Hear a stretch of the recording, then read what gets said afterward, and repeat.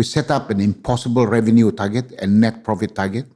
We didn't quite achieve it by the end of last year. Yeah, we got about 65% 65% of that target. That said, that revenue achievement and the profit achievement is still a record for PEMANDU. The year 2025 is the year when I will announce the role that I will play for the rest of my time here in PEMANDU.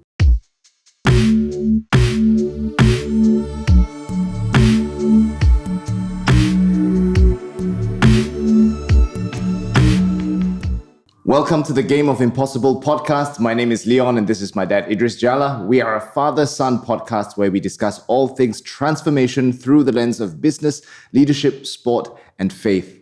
Well, Happy New Year to all of you watching or listening. Today is our first episode in the new year. What a year it was in 2024, Dad. It was the year where we began this podcast in March of 2024. Many things. In a recent note to our PEMANDU team, I called it the year of transition because I think it was transition for us on a personal level. For you went on a sabbatical, definitely a transition there, different kind of pace of life. For me, it was a transition in four fronts, really. First of all, big transition and taking on the interim chairman role as well while you were on sabbatical, keeping your seat warm in PEMANDU Associates. Surprise transition of having done this, something that we thought would just be a little passion project, father-son hobby, which has sort of ended up becoming somewhat of a job in itself. And then fourthly, a transition on the HTBB front. We are in the midst of a leadership transition. So our vicar, Miles, is going to be relocating back to the UK, taking on a new role there.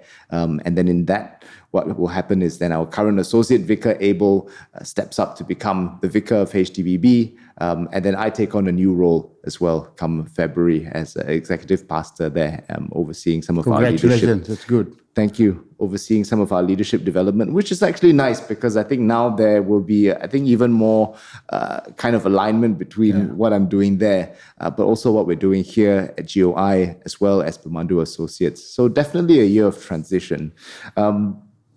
We talked about your sabbatical. What are your reflections of how this sort of, if you're almost coming to a year now of your sabbatical, what are some of your reflections on how that has been? It's been very good. I'm from a personal and domestic front. From a personal front, I have learned a lot during this period of time. I have done a lot of reflections during the nearly 1 year now. By February this next month, it would have been completely 1 year.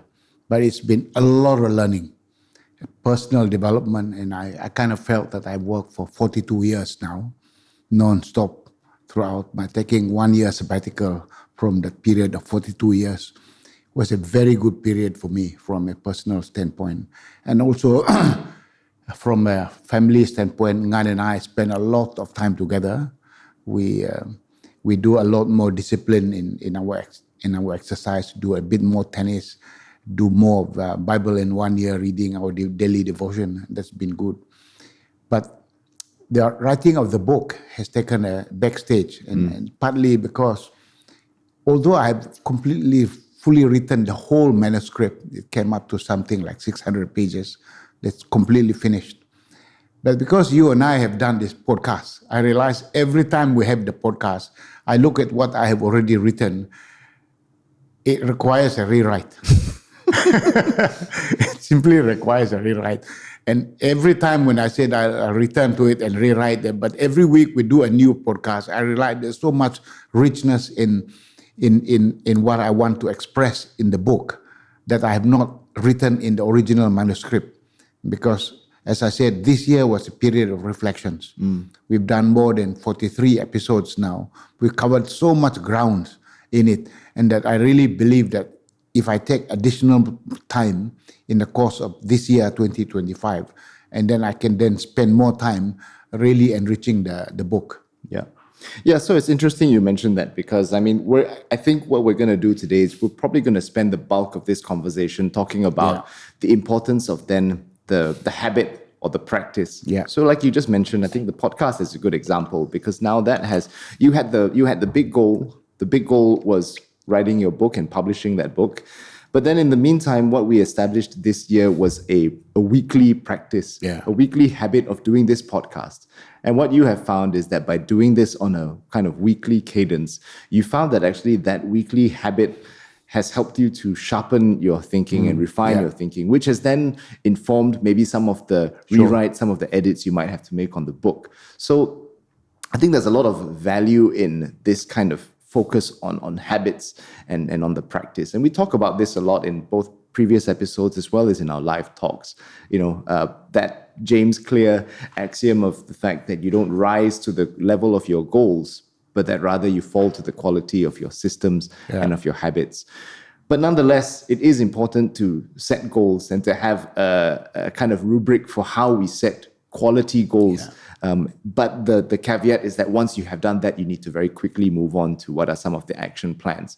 So let's start with goal setting. I mean, everyone is in the mood of setting New Year's resolutions. And in last week's episode, or 2 weeks ago, in our episode 2 weeks ago, because we took a break last week, there was that interesting data point from Strava that showed that most people stop their New Year's resolutions on exactly the 12th of January.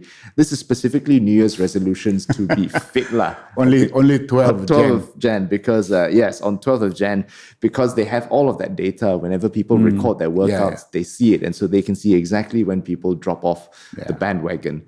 So obviously, we see that there is this kind of global phenomenon of people setting New Year's resolutions, but not necessarily following through with them.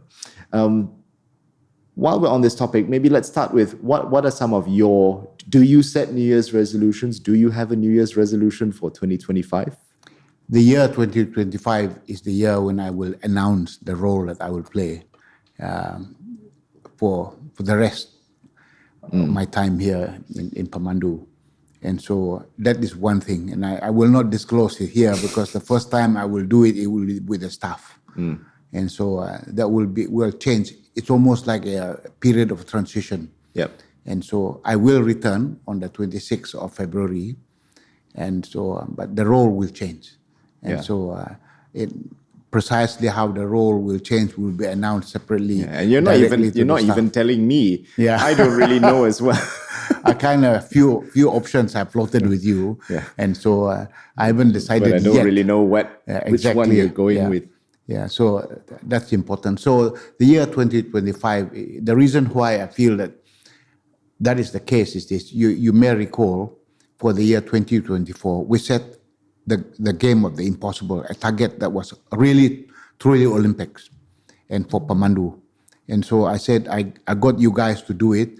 We ran many things that were what was needed to achieve it. But I saw your note. It was a wonderful note that you sent to the staff. Year-end reflection. Year-end reflection. You sent it last night, and I watched it. I read it as Chelsea was just going to play that game against Ipswich, and we lost 2-0. Very disappointing. But it was a fantastic note. The point is this. We set up an impossible revenue target and net profit target. We didn't quite achieve it by the end of the year, last year. We got about 65% 65% of that target. That said, that revenue achievement and the profit achievement is still a record for PEMANDU.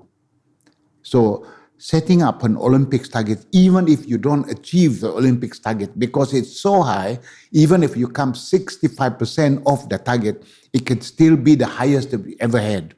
So really pursuing the game, the impossible, is a wonderful thing. But more importantly, as I reflect on it, and so I do believe that you guys are ready to run the show with a little bit of help from me on the side. So that will give a little bit of hint to what the role might be. I will change my role, and because I do believe that the team can run quite independently, and so achieving very good targets. So that's partly what I will be when I announce to the staff precisely the role. And it will be clearly a change from what it was before. Let's talk a little bit about, I think, maybe using our PEMANDU example as a reference point. So, I think like you said, that there was so much value in setting that Olympic-sized goal. Yeah. And for those of you who are listening who have maybe not heard this podcast before, not attended any of our talks, we always use this term of an Olympic-sized goal. Yeah. And what that means is essentially a goal that is so large that you almost feel like it can't be achieved. Sure. And that is what predicates this entire podcast. We call it the game of impossible. To achieve things that are seemingly impossible. Because as you mentioned, if you achieve it, then great. But even if you don't achieve it, there's quite a high likelihood that even that 65% or whatever it is still probably going to be somewhat of a record for you, which was in our case. We still achieved record profit, record revenue, despite falling short of our target for this year. But I think it's also worth pointing out the importance of having a true north to the goal. It's one thing to have sort of an impossible numerical value, which is good, but at the same time, actually what's probably more important is what is your true north. Right. We talk about true north a lot. Some people in the comments have asked, what is this true north thing? So maybe, Dad, would you like to maybe explain what this concept of a true north is? True North is, as we explained in one of the earlier episodes, I think if I'm not mistaken, it's episode 9. That's when, it's True North, episode 2. Episode 2, when we described it. I said True North is a language that is used for people who are navigating a ship. So if you're in the sea, you're navigating a ship, if you're the captain, if you don't have a True North, the ship is going to drift. It has no direction. It's not heading anywhere. You will be lost. But if you have true north and you know where you're going, you wouldn't be lost, because that's how the ship will sail, based on the compass, the reading, and everything that they will do. That's how they will arrive at the destination. Yeah. So that's very important. So in an organization, setting up the true north is a very, very important measure. The more precise the description, the more vivid the description, the more accurate the description, the more likely you will know exactly what to do in the present to achieve the true north. But if it's vague, it's a problem. Yeah. If it's vague, it's a place to hide. There's so many places that you will use the vagueness as an excuse for not delivering outcomes and results. Yeah. And so organizational habits are very, very important, because if you have 2,000 people or 20,000 people working in the organization, if you don't have a clear true north for the 20,000, they are not going to have the energy focused in one direction. It's all dissipated in many, many directions. So that's how they will not be able to achieve it. So in an organization, setting up very clear true north that you have communicated clearly to all the people in the organization is absolutely important. And so if you run an organization, setting up the revenue, putting the number there. If you made 100 million revenue last year, let's say this year we make it 200 million. So you have 40 million profit, make it 80 million. That's very precise. But if you simply say, I want to achieve high revenue, a high profit, that's vague. Putting a number is very, very important in the true north measure. Yeah. And I've been doing a lot of reflection on this. And what I've personally found quite helpful is to pair this idea of having a true north and a very clearly defined true north with a kind of numerical value to it. But also kind of having almost like a secondary, in fact, I probably wouldn't even call it a secondary. I would probably even argue that this is actually the primary true north. But a true north that doesn't look at it through a 1-year time frame, but rather helpfully, actually, this was our associate vicar who talked about this as we were thinking about the plans for HDBB moving forward. Thinking of a true north through the time frame of 100 years. Yeah. Because when you think a little broader past your kind of year-to-year goals, if you think now 100 years, you're naturally thinking about legacy, which is something that we have also talked about before. And I think when you've got a clear sense of what's ultimately the legacy that this organization wants to leave behind in 100 years, that will give you a bit more insight into maybe some decisions that you might have to make. I think one of the key ways that we achieve kind of a legacy goal is if we play a game of multiplication over addition. And the idea here is that if we take some decision making for our company, let's say for PEMANDU, like I mentioned, we didn't exactly achieve our Olympic size target. We came quite close to it, but we didn't achieve it. But I think we can, if we look at it through a 1 year time frame, I think it's quite easy to be a little disheartened by it. Yes, you mentioned, we're aiming for the impossible, and even though we don't achieve the impossible, it's still actually a record for us. But obviously, we would have liked to achieve that. So looking at it through 1 year may be a little disheartening.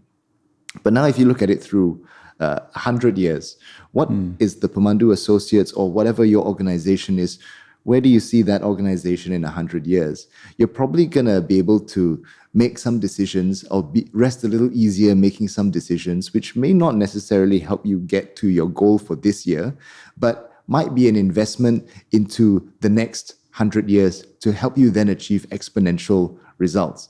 So what this looks like, a very basic analogy for this is tending to a garden, or if you like, if you're farming.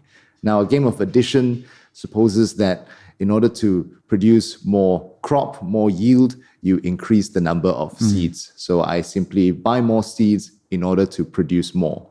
Now, in a company setting, that could look like, setting a target of merely X amount of growth by hiring X amount of consultants, X amount of new staff, to then have more capacity to deliver X amount more projects, or X amount more revenue.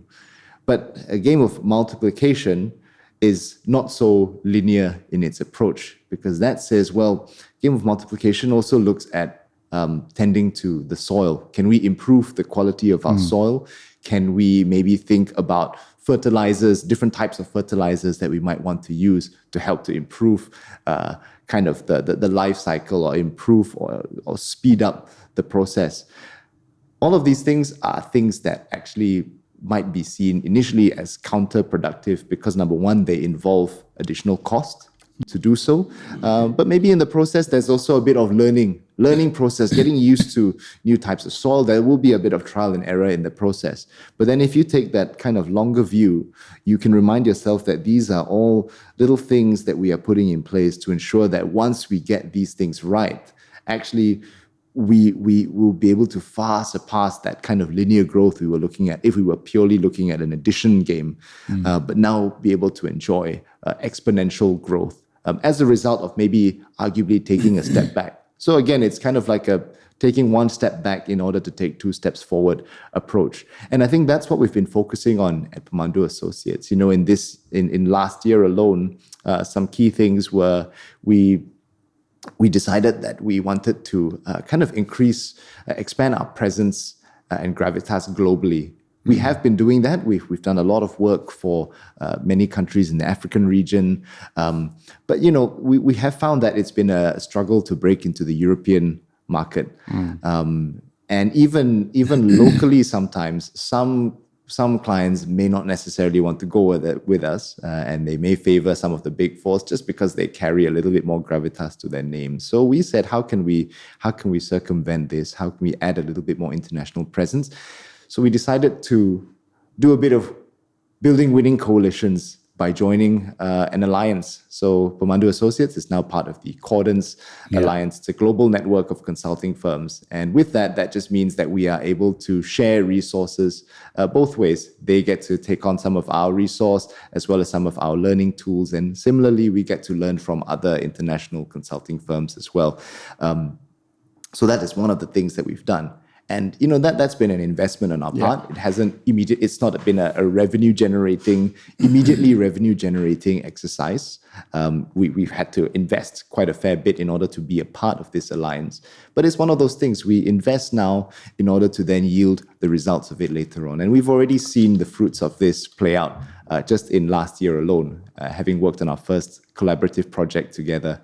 So things like that, but also really thinking about how do we create a more conducive environment then for our teams to thrive internally as well. So one of the things that we are going to be doing very shortly, very soon actually, is moving to a new office space. And this might seem a little bit trivial, but beyond just ensuring that we have a more, a more conducive environment for our teams to work, actually it also means it's also a bit more strategic. So this location, it surrounds ourselves with other more like-minded organizations, like-minded people.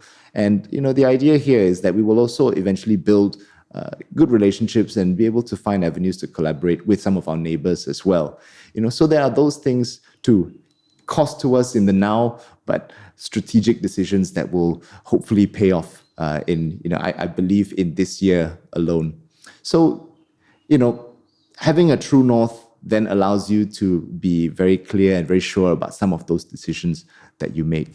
Now, the other thing that we talk about is then you have a kind of an 8-step methodology, and don't think we'll go through the entire 8 steps. We actually have a playlist on all of these 8 steps, basically one episode per step. But the basic idea of this 8-step is that you have now said, now that you've set your true north, here are 8 steps for all organizations or even people at an individual level to make it happen, to follow, to make it happen. Yeah. Which brings us to this topic of then a discipline of action. Yeah. It's one thing to set the goals, but then again, what are the habits, what are the actions in order to achieve that? Do you want to speak a little bit more into this? I want to talk first about corporate habits as opposed to personal habits. If you run a marathon, that's an individual pursuit. But if you are running an organization about 20 or 15 people or 20,000 or 100,000 people, you need a corporate habit. And we call it the 8-step methodology. So it works like this. But before I do that, I want to say that many organizations set ambitious targets, New Year resolutions, but they don't achieve it. My belief is that based on my experience, if you follow the 8-step methodology, you'll get the organization to achieve those targets. Step number 1, and this is what we put in episode 9. It's very important to take the whole leadership team into a one-day workshop. If you haven't already done it, I encourage any one of you to take one day out I would suggest first week of January. Take the whole team out, the management team, the leadership team, and then ask the question, can we put and write down clearly what is our Olympics target, the true north for the year 2025, and then during the course of the workshop, agree the 6 or the 7 activities that we need to pursue to achieve those true north target. That's all you need to do in that one day. You can argue it, you can debate it, but at the end of the workshop, you must agree 2 things. Agree firstly, what is the true north target, the impossible target? Number 2, what are the key activities, priorities that we need to pursue to achieve that target? That's all you needed to do. So that's in episode number 9. We covered that in great detail. After you finish that, then you need to conduct laboratories.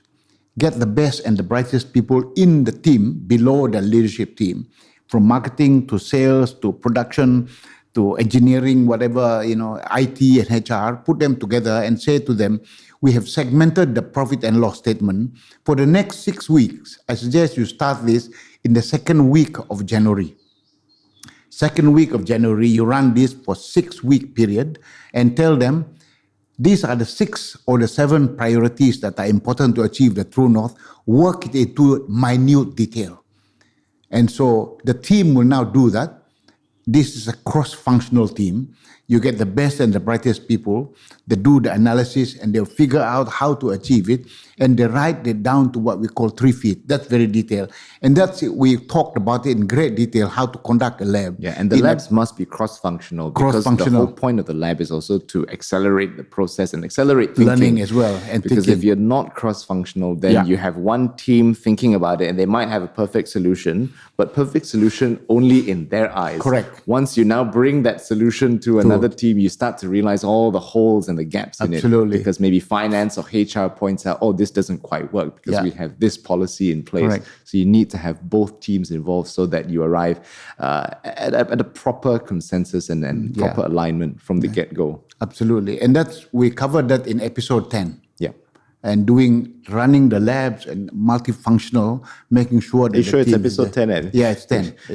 I've checked that. Okay. I've checked that. Okay. And then by the end of April, you then move to step 3. In step 3, that's when you conduct an open day. You get the whole organization to listen to the output and recommendations of the lab. It's called an open day. You should bring the board involved there, the whole management team, and the whole organization. Yeah, and depending on your context as well, if you are publicly listed or if you are a government, then we would also extend that to being open to the public as well. Yeah, so absolutely.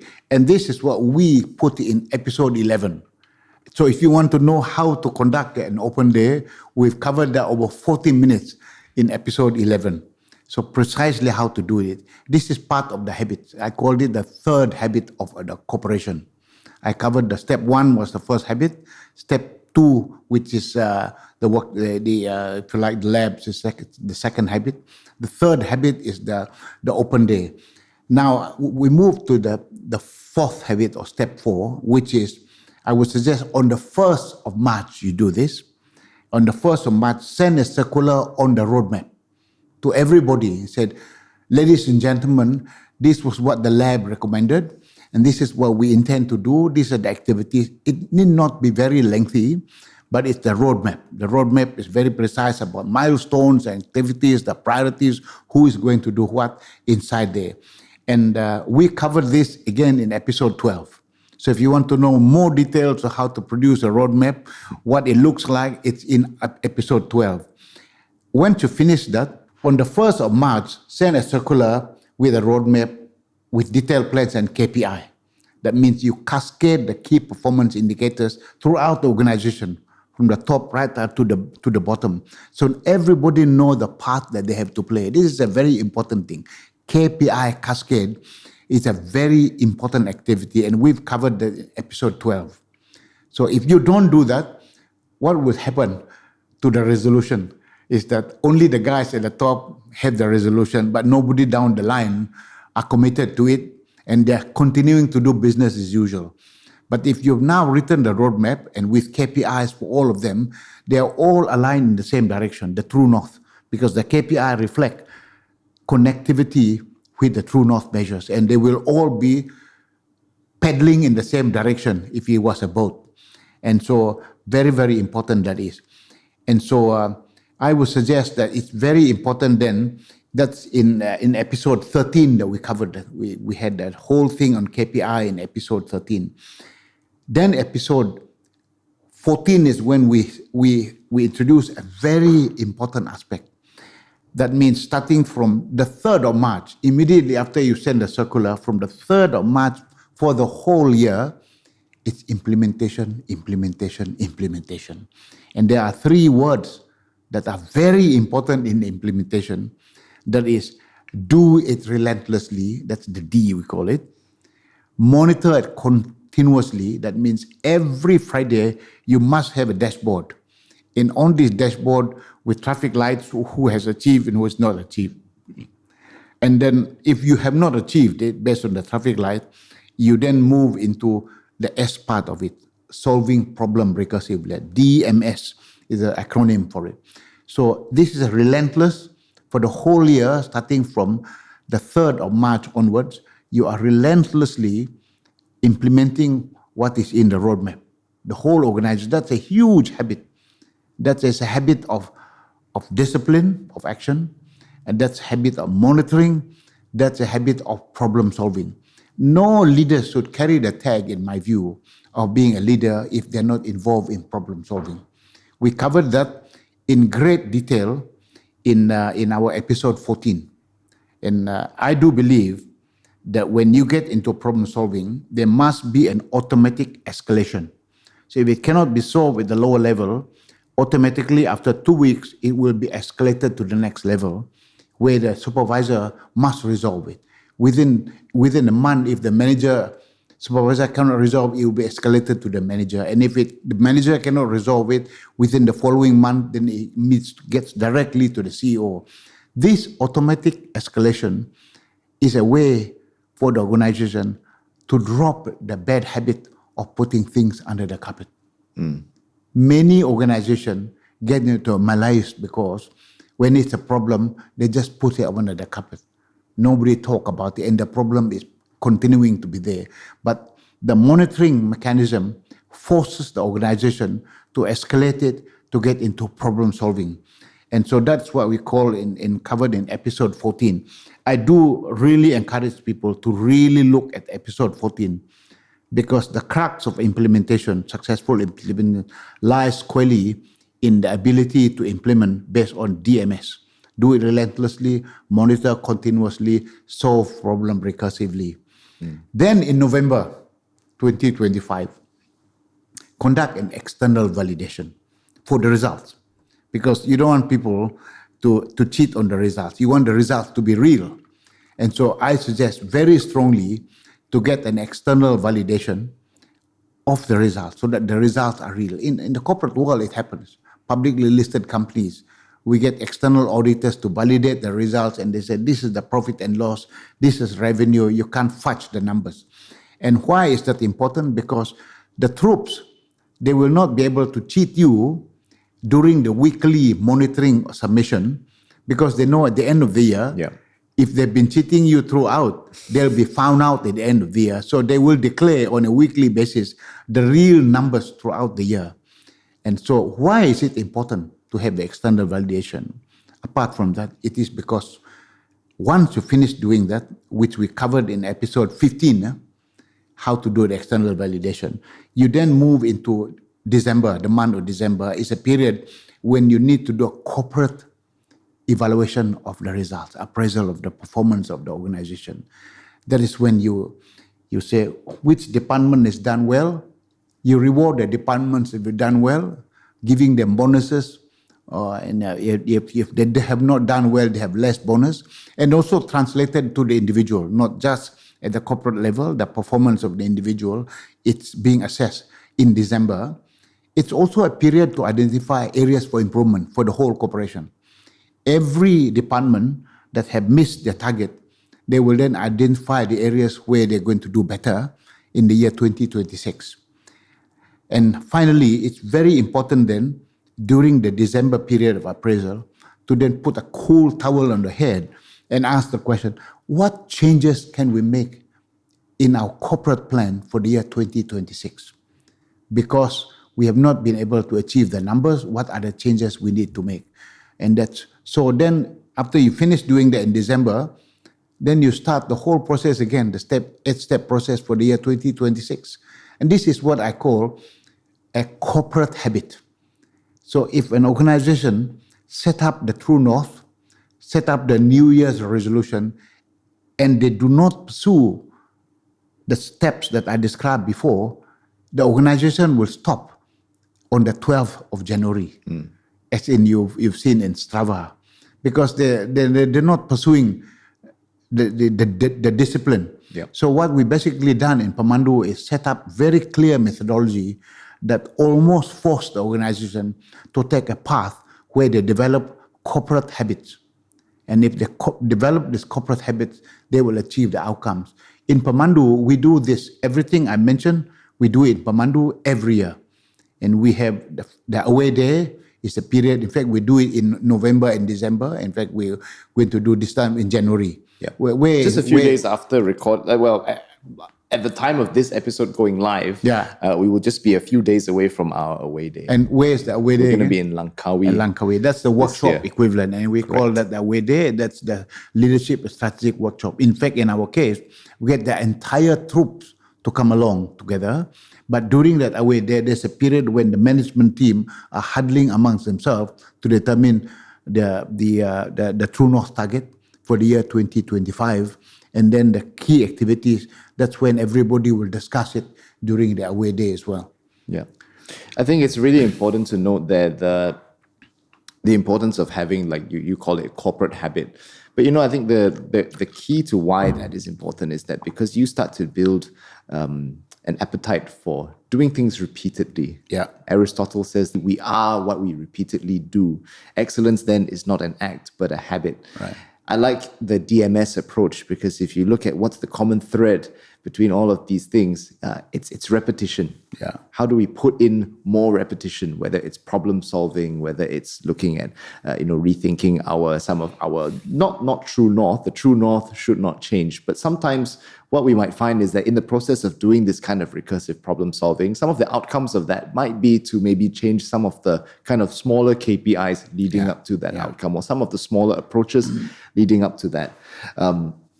I think these are all ways that we build up a little bit of resilience, which I think is important. If we talked about that kind of 100-year game, if you want to play a long game, then how do we build up resilience? How do we build up endurance as well? And we build up endurance through repetition. I trained for a marathon, and I remember very similar to your concept of an 8-step methodology.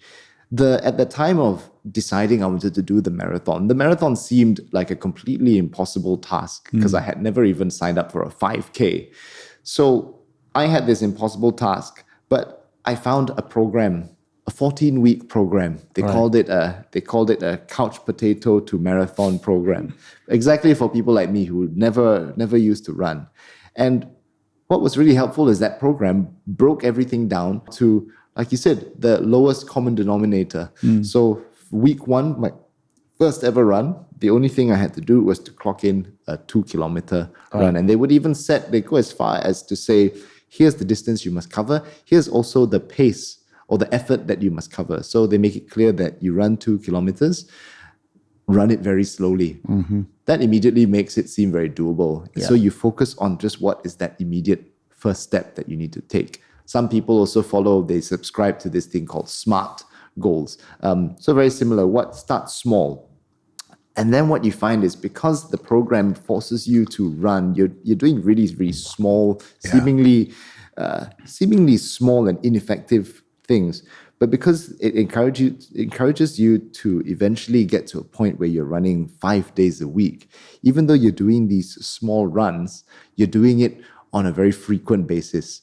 And the more times you do that, the quicker you find you'll be able to acclimatize. And before you know it, you're at a place where you're like a 20K, a half marathon becomes your regular training run. But you don't get there until you have repeatedly done these kind of smaller things, which I think is the basic, thesis behind why this methodology works, because everything is broken down to the lowest common denominator, to the most granular of steps. Because when you do that, then the goal doesn't seem so scary anymore. Or you're actually so focused on the doing that you're not crippled by the fear of the big goal anymore. And before you know it, by doing repeatedly, you build momentum. And then you come to the end of the year and you've either met your target or you've come pretty damn close to it. Yeah, sure. So I think resilience is important. How do you personally build resilience for yourself in the things that you are doing? How has that looked like? Maybe I'd be interested to hear from you as you slowly come to the close of your 1-year sabbatical. What has resilience looked like in this season? Resilience is about clarity of where you're heading. And if you're not clear about where you're heading in the true north, you will not have resilience. That's very, very important. That is why, and if you're clear about that and the steps that you need to take. But you will change some of the things that you do, that you want to do. For example, as I said, if you ask me if I finished writing the book, answer is yes. I've written 600 pages. The whole book has been finished. But I've changed my idea of what the book needs to look like now over time. Because as we said in the implementation, I really look at this and I said, look, if I just want to publish the book as is, that I can go ahead and get a publisher and get on, it will be printed. And that will complete. Then I will say it's done. But that's not what I really want. I want the book to be really of high quality and a standard that I want. And that is why I would deliberately now said I postpone the publishing or completion of the book so that I can enrich it. And sorry, I just chose to jump in here, but I also want to maybe point this out because back to the point on having a clear true north. If we use the book as an example, the true north for you writing this book was essentially to be able to get some of your thoughts, some of these approaches out to a wider audience in order to help others. So if we use that as our true north, as our compass, then you could argue that even though the how of it, which you originally thought was the book, even though you did not exactly meet, you didn't meet the goal as far as producing that particular resource. Actually, what you've done is essentially achieve the same true north, but through doing this. Arguably to probably a wider audience. Yeah, that's right. And I do believe that it probably maybe worked out better that way, because I think now, having done this, you've been able to achieve the same result of getting some of your wisdom out to many people. So many people have written in to say that their lives have been changed, not just their careers, but some of them on a personal level as well. I have written in to say that things with their family have also improved by simple virtue of listening to this podcast.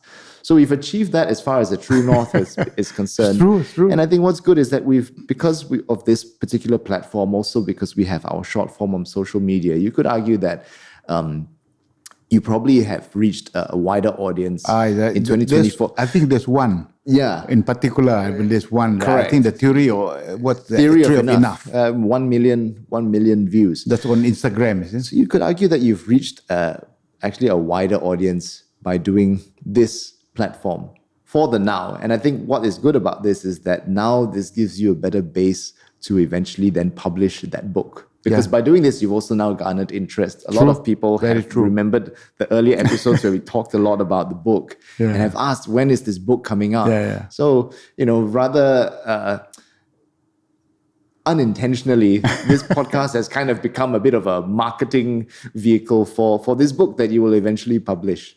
So again, it goes back to, if you're very clear on what your true north is, you're also less likely to be so rigid about how you arrive at that true north, and be able to make maybe some left field decisions that will still help you arrive there, but maybe not in the way that you had originally imagined. Yeah, I think this one of the short episodes we had on when I talked about Mandela and Robert Mugabe, that has taken a life of its own. And I think there was maybe 800,000 views on that one, and that's most of them Africans. I was looking at the comments. There were more than 4,000 comments from people from Zimbabwe versus the people from South Africa, because they were defending one, and I was just watching them, and I didn't respond to it because there are 4,000 comments altogether inside there. I don't think you finished reading them too. No, I haven't. There's just too many. Yeah, so with a lot of vitriol as well. Yeah, absolutely. So because it was a provocative statement that I put there that I compared the two leaders and said who was better and who was not as good, and therefore the one who was supporting their leader, their hero, defended them. And it was it's an interesting. I don't think that's exactly off topic, because if you think about it, I mean, the key topic discussed there is you were using those two leaders as an example of one person who saw life through the lens of problem to be solved versus one who saw things around him as polarities to be managed. And since we're on the topic of resilience, I think resilience involves being able to see what is a problem to be solved and what is a polarity to be managed. Absolutely. And what you probably find is when you do that, you'll realize that most things in life are polarities to be managed. And I think when you can see things as a polarity to be managed, you're less likely to be so frustrated to the point of giving up, or you're less likely to be so frustrated to the point where you begin to create unnecessary conflict with others. These are all the things that contribute to some person that will contribute to someone giving up on their goals ultimately. They give up on their goal because the pursuit of it just doesn't seem worth their time anymore, or maybe it just doesn't seem possible because of conflict or because of burnout, because of tiredness. But when we see things as a problem to be solved, we are able to, like you say, put a cool towel on our head on some of the things, that maybe aren't really deserving of all of that time and energy. And I think that is how you build a good base for resilience, personally, in both leadership, but in the home as well. A good marriage is predicated on the ability to manage polarities. If you expect your spouse to change completely, then you are setting both yourselves up for failure. Of course, we want to recognize that there's room for improvement, So it's not a get out of jail free card. So for myself, I know there are some things about me that will probably never change, but at least I can improve on some of those things, and vice versa with my wife as well. But hopefully, as we recognize it as a problem to be solved, there's more of a feeling of being together in this pursuit of trying to improve. Trying to improve, but not necessarily expect the other person to completely change who they are. Yeah. Wonderful. Really very good. Yeah, thinking aloud. There is so much out there that people can learn from one another. But I do believe that learning, insightful learning, comes really from periods of reflection. We are so busy running around doing so many things, but we don't spend time reflecting, and therefore we don't get wisdom. So, because wisdom is a function of experience and reflection. And so I do encourage a lot of leaders, people out there, to pause and to think about what has been happening to them, what's been happening to the organization. That reflection based on that experience is the only way, in my view, that you garner as much insightful knowledge and wisdom.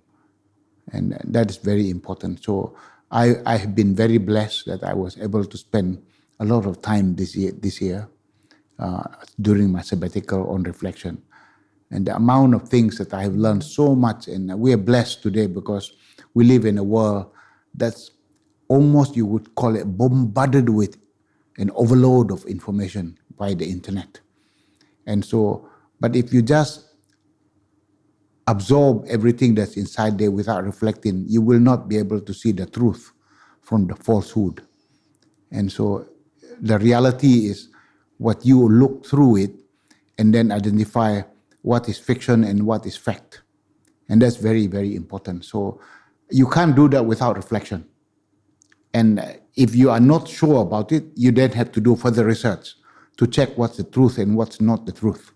And very interestingly, in one of the episodes, I covered a lot of my views about the Ukraine and Russian war, because I did a lot of reflection and I did quite a lot of research.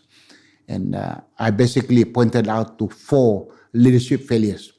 The failures that are NATO leadership, and the US failures, I also referred to it, Putin's failure and Ukraine's failure. The collective failures of all these leaders in these different countries or organization is the one that caused it, rather than everybody squaring all the blame only on Putin.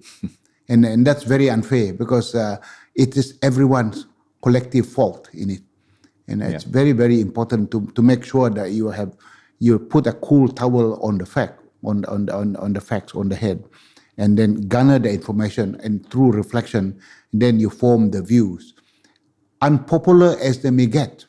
And I have a lot of comments from people that didn't agree with me on it, and I'm so glad that we get into very very objective discussions with quite a lot of people that don't agree with it. But I always tell people, if you don't agree with me, don't simply disagree. Let's go and debate the facts.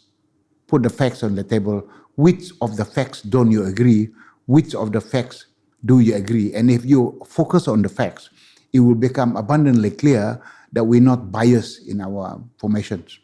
That is why I do believe that leaders must take time out to reflect. And it's through reflection and experience that you get wisdom. Yeah. And I would also add to that, as part of your reflection, you have often quoted John Ruskin, and who said that the best reward for a man's toil is not what he achieves from it, but what he becomes out of it. And so I think by that same thinking, for me personally, what I have found is, for my time of reflection, to also use that as a time to focus on my being. Who is Leon Jala? Where am I doing well? What am I also not doing so well in? And having that kind of very honest conversation with myself. But then also thinking about, who do I want to become? And actually starting from a place of who I want to become, in order to then inform some of the actions that I might need to take, or actions I might need to, or habits I might need to adopt in order to become that person.